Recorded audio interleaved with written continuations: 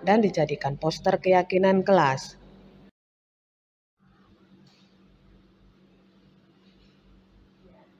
Selamat siang Bapak Ibu semuanya, terima kasih mau hadir di tempat ini.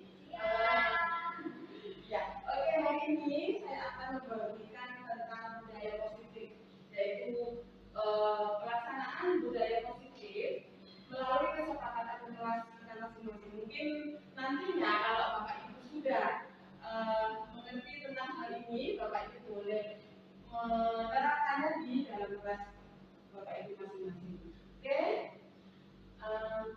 latar belakang yang akan saya bagikan di sini seperti yang diungkapkan oleh Ki Hajar Dewantara bahwa pendidikan adalah menuntun segala kodrat yang ada pada anak agar anak dapat mencapai kebahagiaan setinggi-tingginya, baik sebagai manusia, individu maupun sebagai anggota masyarakat. Maka sebagai guru, peran kita semua adalah menuntun dan bukan menuntut anak, tetapi membimbing anak pada penerapan nilai-nilai profil belajar Pancasila melalui pembiasaan budaya positif yang disepakati bersama di kelas masing-masing Bapak Ibu. Guru juga bertugas membimbing anak untuk mencapai budaya positif yang timbul dari kesadaran dalam diri anak sendiri dengan keyakinan kelas yang akan disepakati bersama. Nah, di sini tujuan yang akan kita laksanakan yaitu ada tujuan yang diharapkan pada aksi nyata ini adalah menumbuh kembangkan motivasi dari dalam instinktif anak terhadap penanaman praktik disiplin budaya positif dalam keseharian di kelas sehingga mampu menjalankan keyakinan kelas tanpa keterpaksaan. Kemudian kalau ukurnya, yang pertama bahwa semua warga sekolah menjalankan dan bekerja sama demi tercapainya tujuan, yaitu terwujudnya disiplin budaya positif sesuai dengan profil pelajar Pancasila. Yang kedua, murid menjalankan kesepakatan kelas tanpa ada keterpaksaan dan terjadi perubahan perilaku. Kemudian yang ketiga, suasana di kelas lebih nyaman dan menyenangkan. Dan terakhir, yang keempat, murid dapat menjalankan kegiatan kelas baik di sekolah maupun yang di rumah. Bapak Ibu, ini masa yang akan saya lakukan, ini masa tindakan yang akan dilakukan, yaitu yang pertama, aksi nyata yang akan saya lakukan dalam pelaksanaan budaya positif melalui kesepakatan kelas adalah menyusun rencana pembuatan kesepakatan kelas. Jadi sebelum kita berdiskusi dengan anak-anak di kelas, kita menyusunnya terlebih dahulu Bapak Ibu untuk persiapan. Kemudian yang kedua, meminta persetujuan dari kepala sekolah untuk membuat aksi nyata ini tentang budaya positif di kelas. Ya. Kemudian yang ketiga, mengutarakan tentang pelaksanaan budaya positif melalui kesepakatan kelas kepada kepala sekolah dan guru lainnya, terutama guru kelas paralel yang ada di sekolah. Kebetulan di sini saya mengajar di kelas 1, maka saya mengutarakan tentang budaya positif ini kepada guru-guru paralel di kelas 1. Yang keempat, yang akan dilakukan yaitu membimbing murid untuk membuat kesepakatan kelas yang nantinya akan dilaksanakan bersama-sama. Ya, Bapak Ibu di sini peran kita hanya fasilitator, bukan yang menentukan apa yang harus dilakukan anak-anak, tetapi kita hanya fasilitator, anak-anak yang memberikan ide-ide apa yang mereka sepakati bersama untuk dijadikan sebagai keyakinan kelas. Nah, Bapak Ibu mungkin bertanya, keyakinan kelas itu apa? Mengapa harus keyakinan kelas, tidak peraturan kelas saja? Ya, Bapak Ibu, nilai-nilai keselamatan atau kesehatan, nilai yang kita sebut sebagai keyakinan, yaitu nilai-nilai kebajikan universal yang disepakati secara tersirat dan tersurat, lepas dari latar belakang suku, negara, bahasa maupun agama. Nilai-nilai kebajikan menekankan pada nilai seseorang akan lebih memotivasi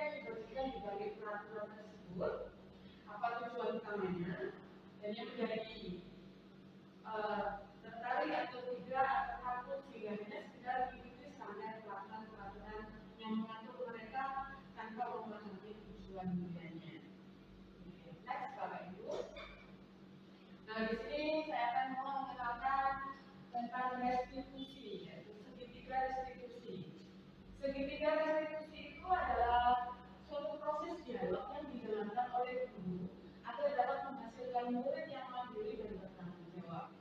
Segitiga restitusi merupakan sebuah pendekatan kepada murid jika mereka tidak melaksanakan keyakinan kelas. Tiga sisi dari segitiga restitusi merupakan 3 tahapan yang harus dijalani oleh seorang pendidik.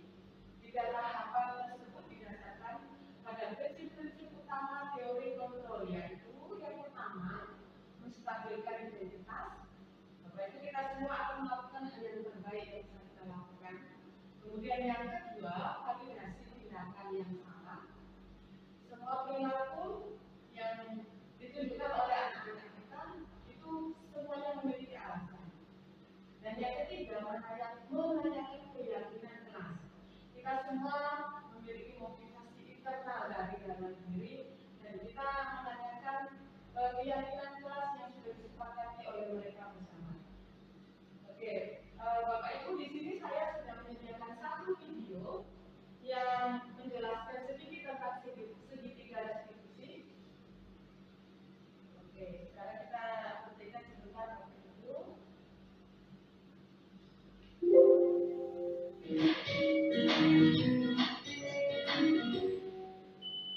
Salam dan bahagia Ibu dan Bapak Guru hebat. Pada video kali ini kita akan membahas tentang salah satu program disiplin positif yang diterapkan di lingkungan sekolah yang dikenal dengan nama restitusi.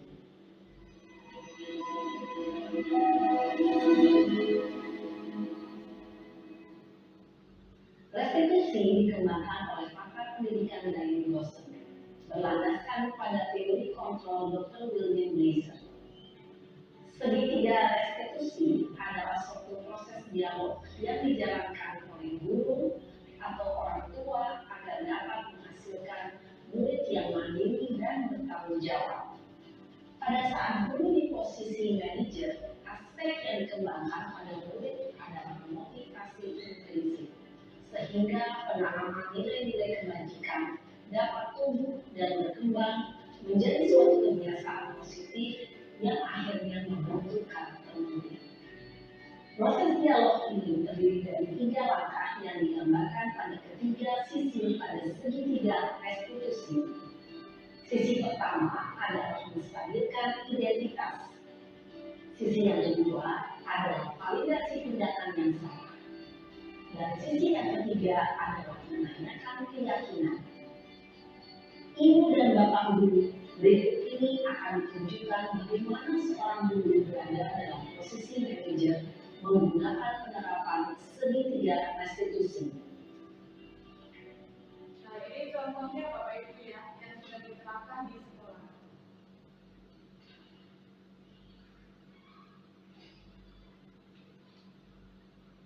Siang sana. Sudah lama ya di sana. Kenapa hari dari sini? Kesel Pak, kesel banget. Masa aku dikatain cuma fitnah Pak? Ya aku marah lah. Aku udah dikatain mereka di depan kelas. Kesel banget. Oh begitu. Ya pasti kamu marah dan kesal.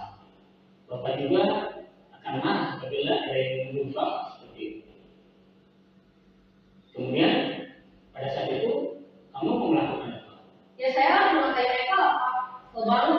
Saya bentar-bentar dia di teman lain. Oh begitu. Pasti kamu melakukan seperti itu karena satu alasan tertentu kan? Iya lah, saya biasa aja Pak. Ya saya ada diri lah. Masa saya dituduh tukang fitnah? Ya wajar lah. Mempertahankan harga itu sesuatu yang penting buat kamu. Untung kamu tidak bertindak lebih gagah lagi. Hanya yang bentak-bentak. Iya Pak. Untung saya masih bersabar dan hanya meminta saja. Sudah gemes padahal, saya pasti bela diri lah. Ya pasti ya. Tapi kamu memilih untuk tetap bertahan dan bersabar. Kamu memilih untuk tidak berbuat lebih parah lagi. Iya. Nah, sekarang coba kita lihat lagi tindakan kamu yang bentak-bentak Eka di kelas. Tindakan kamu itu kira-kira sesuai dengan keyakinan kelas atau prinsip kamu tidak? Enggak lah Pak. Capek Pak jadi pemarah. Jadi keyakinan atau prinsip mana yang kurang sesuai dengan keinginan kamu. Ya, saya sebenarnya sangat menghargai orang lain. Mungkin saat itu saya menjadi emosi, jadi tidak menemukan sikap itu. Kamu meyakini tidak? Menghargai orang lain itu penting buat kamu. Yakinlah Pak. Iya, setuju. Kita harus saling menghargai. Namun, ada juga keyakinan yang kita sepakati yang perlu kita jalankan apabila kita sedang marah. Kan? Ya, saya bisa lebih proaktif, mulai dengan diri sendiri. Saya bisa jadi lebih sabar, mengambil waktu untuk berpikir mau apa selanjutnya. Kira-kira kamu bersedia memperbaiki masalah ini tidak? Bersedia Pak. Kalau kamu memperbaiki masalah ini, kamu akan menjadi orang seperti apa? Saya akan menjadi orang yang bertanggung jawab kali ya Pak. Dan senantiasa proaktif. Iya, menurut kamu bagaimana rasanya menjadi orang seperti itu? Ya nyaman lah, bangga bisa bersahabat dengan kamu. Baiklah kalau begitu. Yuk kita pikirkan bagaimana memperbaiki masalah ini.